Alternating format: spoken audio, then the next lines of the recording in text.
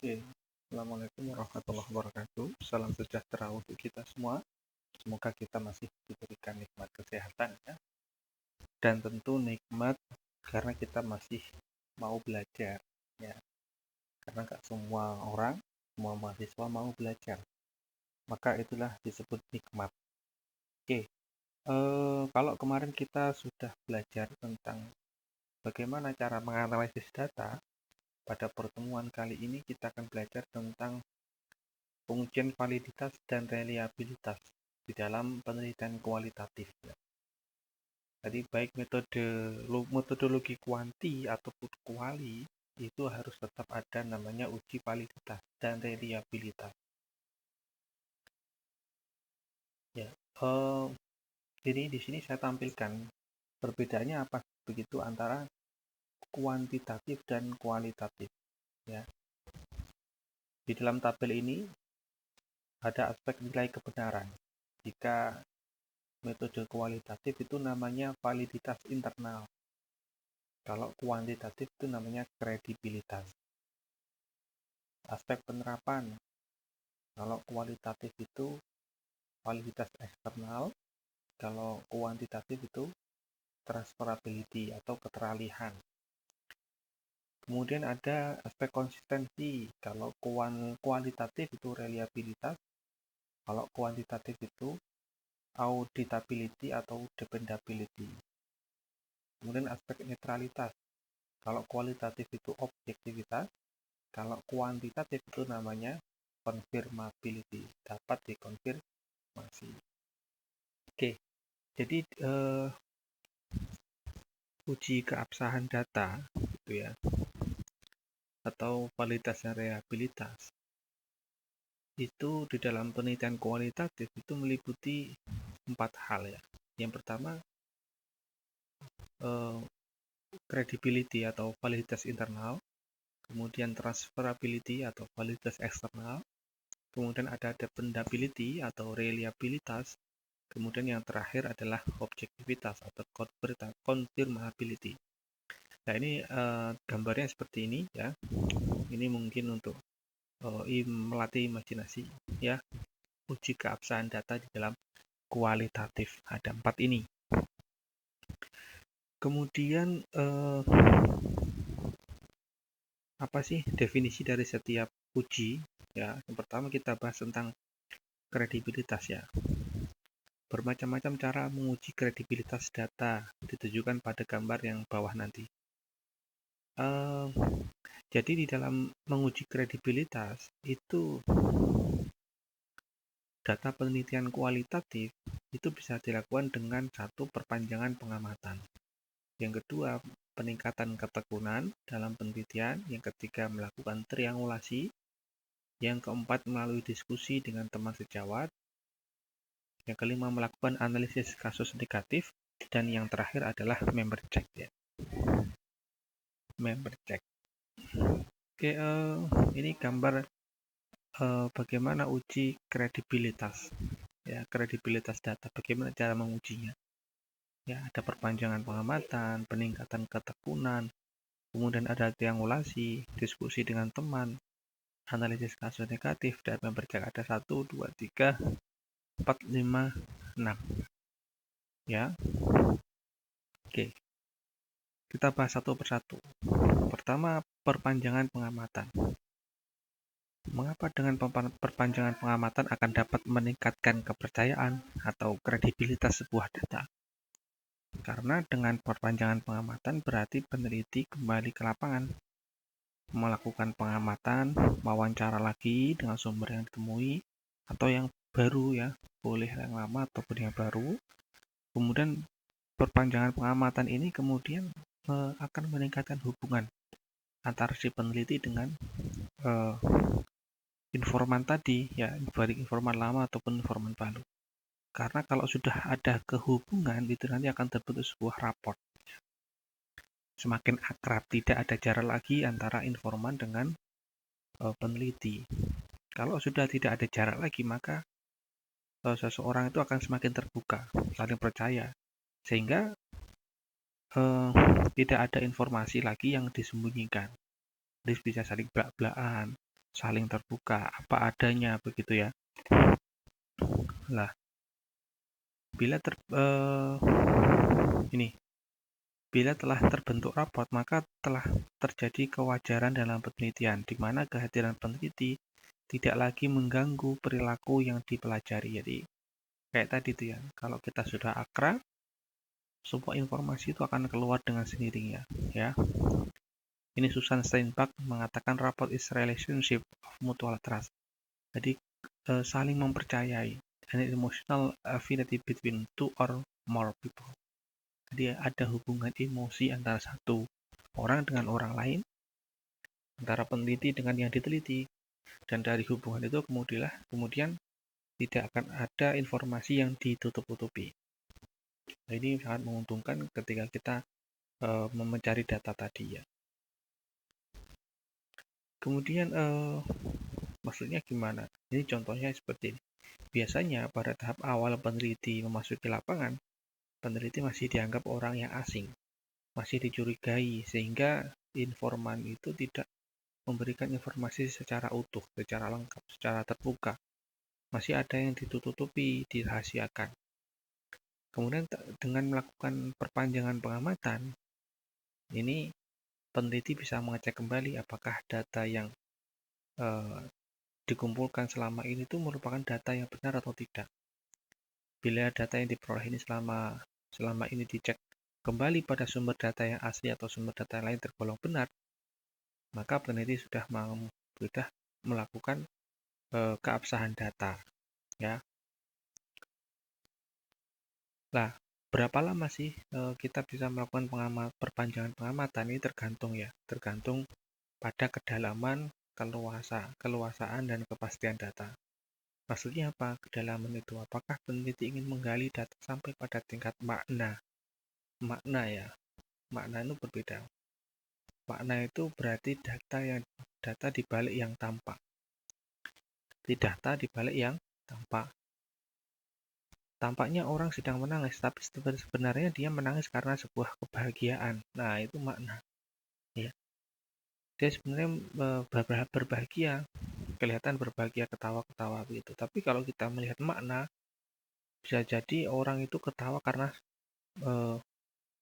menyimpan rasa marah, menyimpan rasa sedih yang dia tidak ingin munculkan kesedihan itu, dan munculkan hanyalah sebuah kebahagiaan. Nah, itu kalau memang yang dicari adalah makna, maka perpanjangan pengamatan ini akan bisa dilakukan sangat lama, ya, karena harus terjalin tadi raport ya. Kemudian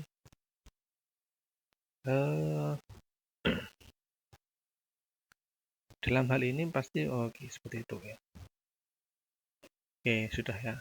Dalam perpanjangan pengamatan untuk menguji kredibilitas, sebaiknya difokuskan pada pengujian terhadap data yang telah diperoleh. Apakah data yang diperoleh itu setelah dicek kembali ke lapangan benar atau tidak, berubah atau tidak. Setelah dicek kembali ke lapangan, data sudah benar, berarti sudah kredibel, maka perpanjangan waktu sudah dapat diakhiri. Ya, di sini hanya animasi, ngapain ke lapangan lagi gitu ya. Mau ngecek apakah data yang saya temukan benar tidak. Nah, seperti itu. Ini tentang perpanjangan pengamatan. Yang kedua tentang ketekunan, meningkatkan ketekunan. Jadi ketekunan itu berarti melakukan pengamatan secara lebih cermat dan berkesinambungan. Dengan cara apa? Dengan cara meningkatkan ketekunan tadi. Dengan cara tersebut, maka kepastian data dan urutan peristiwa-peristiwa akan dapat direkam secara pasti dan sistematis. Ini contohnya. Contoh, ada seorang kelompok masyarakat yang sedang olahraga pagi. Bagi orang awam, olahraga adalah orang yang untuk meningkatkan kebugaran fisik. Tetapi bagi peneliti kualitatif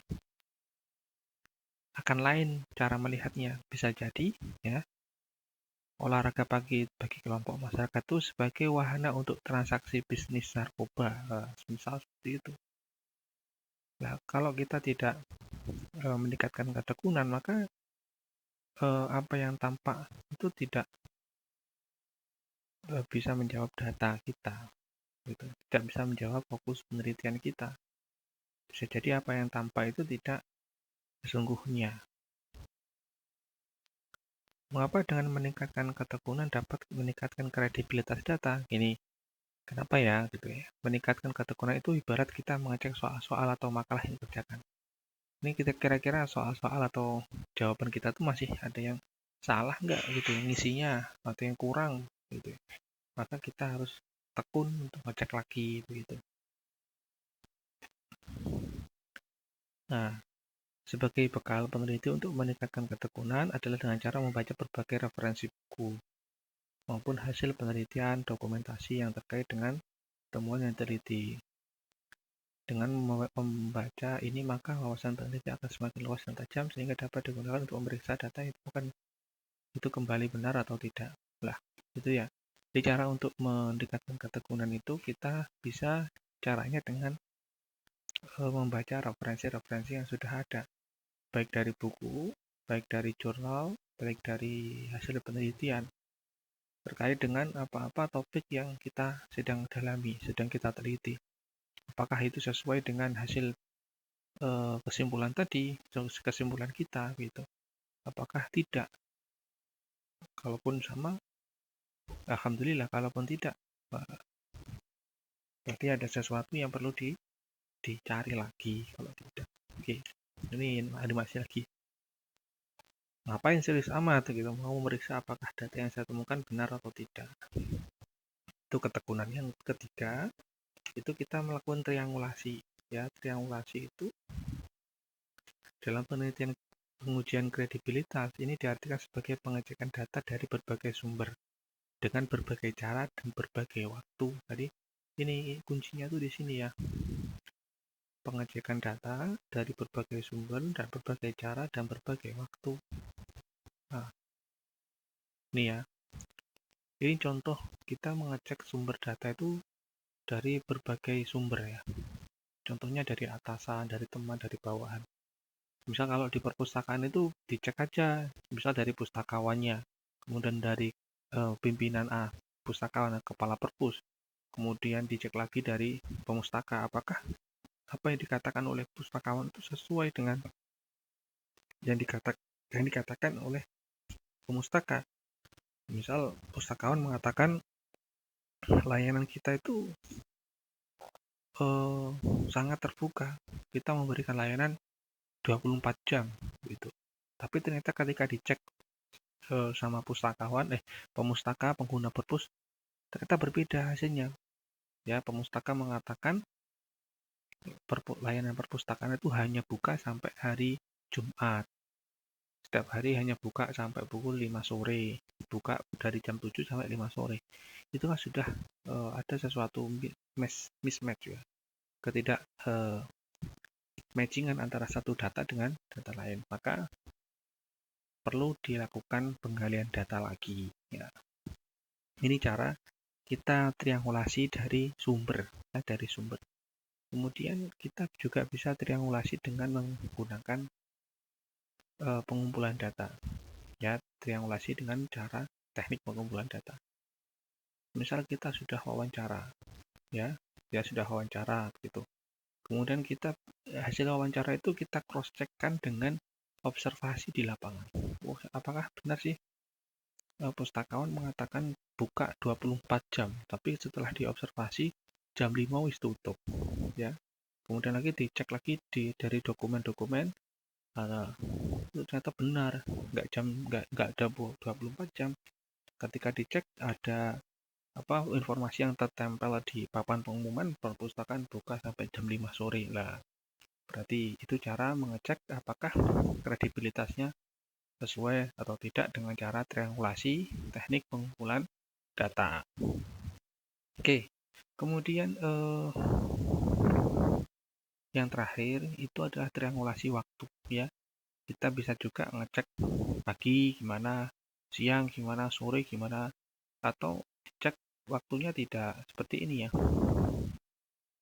Diceknya mungkin minggu pertama begini, minggu kedua, minggu ketiga, atau 1 bulan ini begini, 1 bulan begitu, 1 bulan begitu. Kita bisa melakukan triangulasi waktu, ya, seperti itu. Jadi ada 3 cara mengajarnya, menggunakan sumber, kemudian teknik pengumpulannya, kemudian pakai waktu. Ya, itu tentang bagaimana kita melakukan uji kredibilitas menggunakan triangulasi. Kredibel nggak sih data kita, begitu ya, menggunakan triangulasi. Sekarang menguji kredibilitas menggunakan analisis kasus negatif. Maksudnya gimana? Kasus negatif adalah kasus yang tidak sesuai atau berbeda dengan hasil penelitian hingga pada saat tertentu. Mengapa dengan analisis kasus negatif akan dapat meningkatkan kredibilitas? Melakukan analisis kasus negatif berarti peneliti mencari data yang berbeda atau bahkan bertentangan dengan data yang telah ditemukan. Bila tidak ada, bahkan bertentangan dengan data yang tidak ditemukan. Bila tidak ada lagi data yang berbeda atau bertentangan temuan, berarti data yang kita temukan itu sudah dapat dipercaya, sudah kredibel, ya. Tapi ketika kita masih mendapatkan data-data yang bertentangan, kasusnya masih negatif, bertentangan dengan temuan data kita, maka peneliti mungkin akan merubah temuannya. Nah, ini ya. Ini. Jadi seperti itu ya, kalau kita melakukan analisis kasus negatif. Bisa jadi tadi kan ketika kita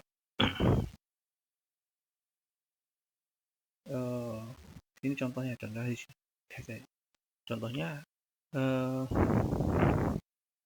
di sini mengatakan bila ada 99 orang mengatakan bahwa si A pengedar narkoba, sedangkan 1% mengatakan tidak, dengan adanya kasus negatif ini maka peneliti justru harus mencari tahu secara mendalam mengapa masih ada data yang berbeda.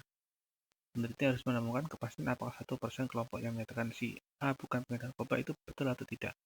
Kalau akhirnya 1% itu menyatakan bahwa si A pengedar narkoba, berarti kasus negatifnya tidak ada lagi. Nah, berarti kalau sudah seperti itu, berarti datanya bisa dikatakan kredibel. Ya. Kemudian kita bisa meningkatkan kredibilitas kita itu menggunakan bahan referensi, ya, bahan referensi. Kita bisa menggunakan laporan, ya. Kemudian kita bisa menggunakan foto-foto atau dokumen autentik lainnya, ya, hasil penelitian, ya. Seperti itu ya. Atau kita bisa menggunakan jurnal, buku, ya, seperti itu.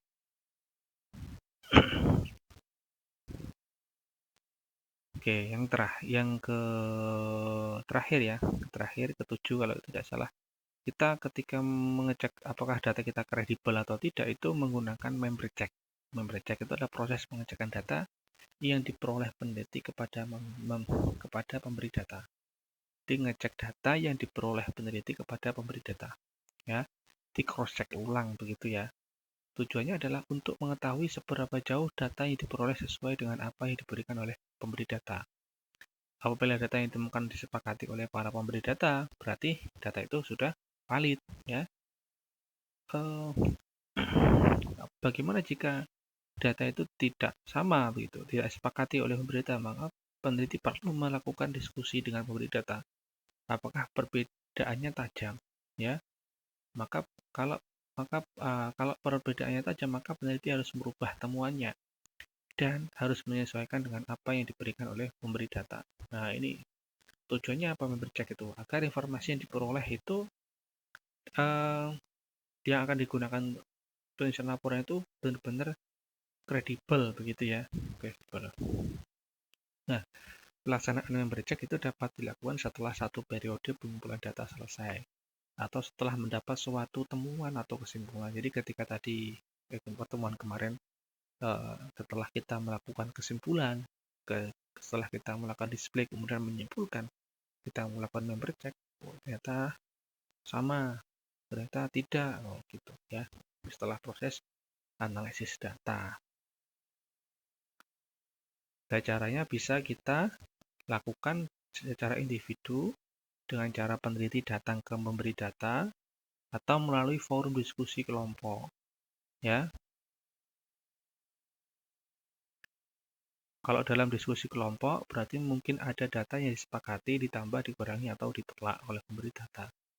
Ya, setelah data disepakati bersama maka pemberi data diminta untuk menandatangani supaya lebih otentik ya. Supaya itu juga bukti bahwa kita telah melakukan member check ya. Itu kalau kita melihat kredibilitas penelitian kita dengan cara uji kredibilitas. Sekarang pengujian yang kedua dilakukan namanya pengujian transferabilitas ya. Pengujian ini merupakan validitas eksternal dalam penelitian kuantitatif ya. Validitas eksternal menentukan derajat ketepatan atau dapat diterapkannya hasil. Nah, kalau di kuantitatif itu transferability ya, sama-sama ya. Nah, nilai transfer ini berkenaan dengan pertanyaan hingga mana hasil penelitian dapat diterapkan atau digunakan dalam situasi yang lain. Ya. Oleh karena itu, supaya orang lain dapat memahami hasil penelitian kualitatif kita, sehingga ada kemungkinan untuk menerapkan hasil penelitian tersebut, maka peneliti dapat membuat laporannya.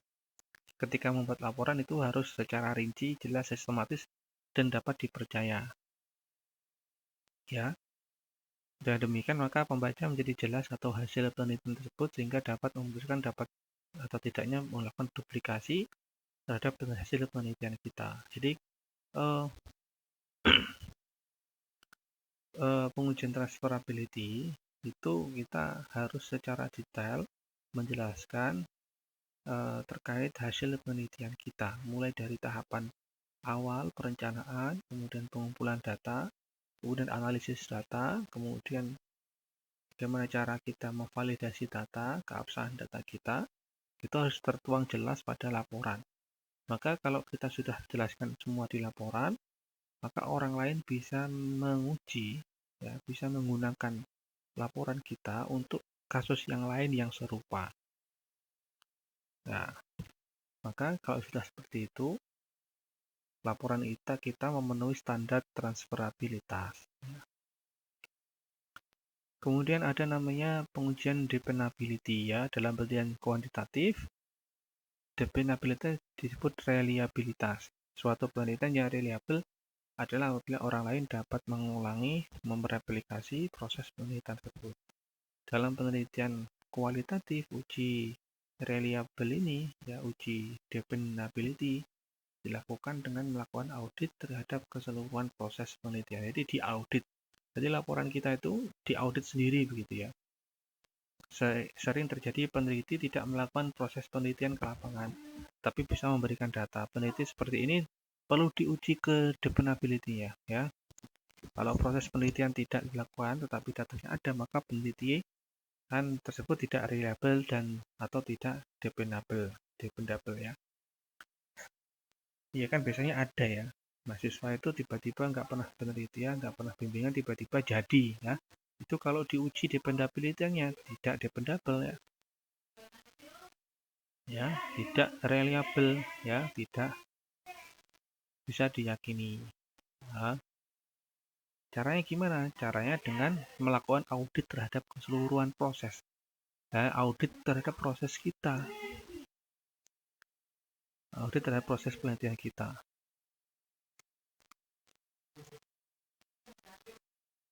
Ya, ini caranya dilakukan oleh auditor yang independen atau pembimbing untuk mengaudit keseluruhan aktivitas peneliti dalam melakukan penelitian. Ya, biasanya dosen itu sebagai auditor ya. Dosen menanya pertanyaan kepada mahasiswanya, bagaimana proses selama ini kamu melakukan penelitian, dijelaskan. Jika tidak bisa menjelaskan, ini dipastikan mahasiswa ini hanya abal-abal begitu membuat penelitian. Itu dependability. Terakhir adalah pengujian confirmability ya. Confirmability itu dalam penelitian kuantitatif disebut dengan uji objektivitas penelitian. Penelitian dikatakan objektif bila hasil penelitian telah disepakati banyak orang. Dalam penelitian kualitatif, uji confirmability mirip dengan uji dependability, sehingga pengujiannya dapat dilakukan secara bersamaan. Menguji konfirmasinya berarti menguji hasil penelitian dikaitkan dengan proses, ya. Ini hampir sama dengan dependability, jadi kita tuh mengecek gitu, auditor mengecek, dosen mengecek kepada mahasiswa bagaimana prosesmu tuh hingga menghasilkan sebuah penelitian ini. Kalau memang bisa dijelaskan mulai tahapan perencanaan, tahapan pelaksanaan, hingga pembuatan laporan itu jelas, runtut, dan bisa dipahami, berarti ini benar-benar dilakukan penelitian. Jika tidak bisa menjawab, maka ini hanyalah abal-abal. Itu ya, itu serangkaian uji validitas dan reliabilitas dalam penelitian kualitatif. Semoga kalian bisa memahami dan bisa nanti dipraktekkan ketika kalian bikin skripsi menggunakan metodologi kualitatif. Ini terakhir di dalam tahapan metodologi kualitatif. Minggu depan kita akan coba tampilkan contohnya ketika bikin proposal kualitatif itu seperti apa. Itu ya. Mungkin itu saja materi hari ini. Kurang lebihnya saya mohon maaf. Saya akhiri. Assalamualaikum warahmatullahi wabarakatuh.